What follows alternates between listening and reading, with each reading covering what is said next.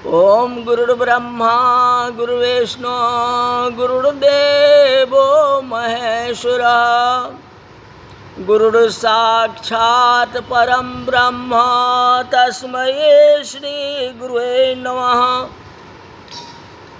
शिव जी कहते हैं कि पार्वती राम के जन्म के समय मैं और भुसुंडी महाराज मानव रूप धारण करके दर्शन के लिए अवध में गए और काफ़ी कठिनाइयों के बाद राजभवन में प्रवेश किया। मैंने बाल रूप का दर्शन किया। कहते हे पार्वती, उनका माधुर्य अवर्णनीय है। मैं तो दर्शन करके वापिस आया, पर भुसुंडी जी महाराज वहीं रह गए। इस तरह शिव जी ने अपना अनुभव प्रस्तुत किए हैं। राम दर्शन करने अयोध्या गए और राजभवन जाकर के कहलवाया कि एक ब्राह्मण आया है, वह आपके पुत्र को जन्माक्षर बना करके देखेगा। माँ कौशल्या ने सेवकों से कहा, ये भूदेव को अंदर लाओ। शंकर भगवान ब्राह्मण का रूप धारण करके कौशल्या माँ के महल में गए। कौशल्या माँ से कहा कि माँ, पहले अपने पुत्र का दर्शन कराओ। कौशल्या माँ से कहे, मैं आपको ज्योतिष मतलब भाग तक देख करके बताता हूँ ये बच्चे की लाइफ में क्या लिखा हुआ। कौशल्या जी ने कहा, आप ज्योतिष देखो, आपको जितना चाहिए उतना दक्षिणा मिलेगी, पर मैं पुत्र का चेहरा नहीं दिखा सकूंगा, मैं नहीं दिखाऊंगा। आप उनके चरनार बिंदु देख करके सब कुछ बता दो, मुखरा नहीं दिखाऊंगा, केवल चरण। शिव जी बोले ठीक है, नहीं मुखरा तो चरण तो देखेंगे ना, भगवान का चरण का दर्शन हो गया। शिव जी बोले ठीक है। माँ राम जी को अलंकृत करके ले आई और शिव जी ने चरनार बिंदु को दर्शन किया। दर्शन करते करते ज्योतिष देखते हैं, ये आपका पुत्र महान बनेगा, राम जी के लिए जगत में विशाल शासन का स्थापना करेगा, रघुकुल को और आगे बढ़ाएगा। ऐसी बात बताते रहे। बोलते बोलते राम के चरणों की एरी को देके कहा कि माँ, आपका पुत्र यात्रा करेगा। सब कुछ तो ठीक है, ये आपका पुत्र यात्रा करेगा। उनके चरणों में यात्रा की रेखाएं बहुत हैं और कुमारावस्था में एक महात्मा आकर के आपके पुत्र को ले जाएगा। कौशल्या माँ की आंख में आंसू आ गए। कहा कि आपकी दक्षिणा कम पड़ती है तो ज़्यादा ले लो, पर ऐसा मत कहो। कोई मेरे पुत्र को ले जाए यह पसंद नहीं। यात्रा करेगा इससे भी मन में तकलीफ नहीं हुआ। किनको? कौशल्या माँ को। कहा जे कोई ले जाएगा, अगर दक्षिणा मुझसे ज़्यादा ले लो, डबल ले लो, कोई बात नहीं है, तो ये बात मत कहो। शिव जी ने कहा कि माँ, मैं अपने घर की बात नहीं कहता, जो लिखा हुआ है वो मैं कहता हूँ। कौशल्या माँ ने कहा, नहीं महाराज, कोई मेरे पुत्र को ले जाए यह मुझसे सहन नहीं हो सकता। शिव जी बोले, महात्मा आएंगे और आपके पुत्र को ले जाएंगे, कोई और नहीं ले जाएगा। कोई महात्मा जो है आपके पुत्र को ले जाएंगे। फिर आपके पुत्र एक महान राजकन्या से विवाह करके घर आएंगे। माताजी खुश हो गए जो उनके साथ जाएंगे और वापिस में जो है शादी करके विवाह करके आएंगे। आगे कथा।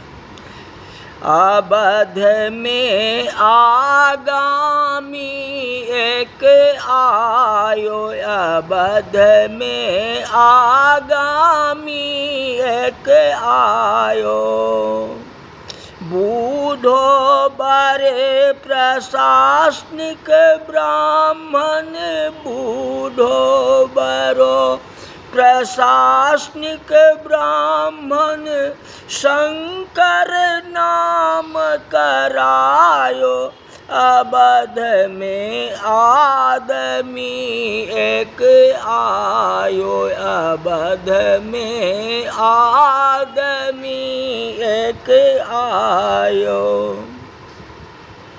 तुलसीदास जी शब्द लिखने में बहुत चतुर है। उन्होंने लिखा जो वृद्ध था और फिर प्रमाणिक था, चारों भाइयों के दर्शन करके अवध कृतार्थ बन गया। खुशी हो, इस तरह सुख के दिन व्यतीत होने लगे। नाम करण कर अवसर जानी, भूप बोली पठ ए मुनि ज्ञानी। चारों भाई की नामांकन विधि का एक बहुत बड़ा समारंभ हुआ। तीनों माताएं अपने बालकों को लेकर के उपस्थित हुई। महात्माओं को बुलाया, वशिष्ठ की पूजा की। दशरथ जी उनकी प्रार्थना करके कहा, हे महात्मा, आपकी दृष्टि से हमारे शास्त्र में जो गिनती होती है उसी प्रकार इन चारों का नामांकन विधि पूर्वक कीजिए।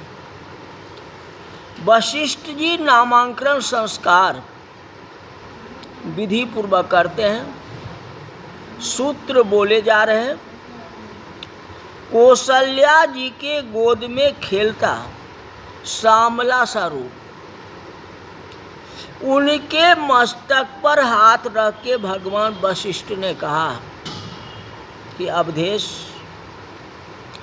इसका श्याम स्वरूप है और हंसता है और गाल में गड्ढे पड़ते हैं। जब हंसते हैं तो गाल में गड्ढे पड़ जाते हैं। अति सुंदर मुखाकृत है। इसका नाम लेने से जगत में मानव मात्र को आराम विराम का अनुभव होगा। महात्मा शांति की अनुभूति में डूबेंगे। इसलिए इस बालक का नाम आरामदायी, विश्रामदायी, इसका नाम रामचंद्र रखता हूँ। इनका नाम रामचंद्र।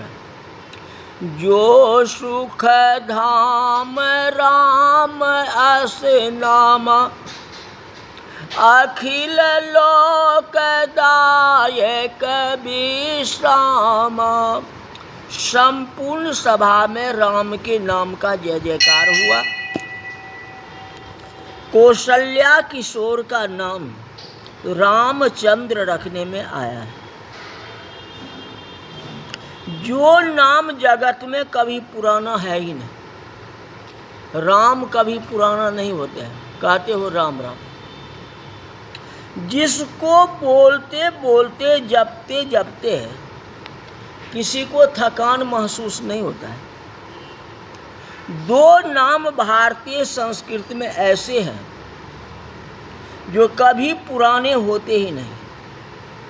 एक राम, दूसरा हरे कृष्ण। राम नाम समस्त लोग को आनंद देने वाला साबित हुआ। कौशल्या के पुत्र का नाम राम रखा गया। ऋषि महाराज कहते कि हमारी परंपरा में 3 राम हुए हैं, कौशल्या नंदन राम और कृष्ण भगवान के बड़े भाई बलराम, और 21 बार क्षत्रियों को नाश करने वाले, उनका नाम परशुराम। इन तीनों ने अपनी भूमिका इस देश की संस्कृति में निभाई है। अब वशिष्ठ जी ने राम से मिलती जुलती आकृति वाले श्याम स्वरूप केकई सुता केकई के पुत्र को देखते हैं। कौशल्या के बाद केकई की। विश्व भरन पोषण कर जोई, अता कर नाम भरत आस होई। अवधपति आपका दूसरा पुत्र है, जिसका नाम स्मरण करने से विश्व का भरण पोषण होता है, अतः इसके नाम भरत रखता हूँ। जो कोई भरत जी का नाम का स्मरण करेगा तो जगत का भरण पोषण हुआ। किस अर्थ में मान सकते हैं? अटपटा सा लगता है नाम भारत का। इसकी व्याख्या जो है कल की कथा में करेंगे। आज की कथा में यही तक रही। बोल जा रामचंद्र भगवान की जय।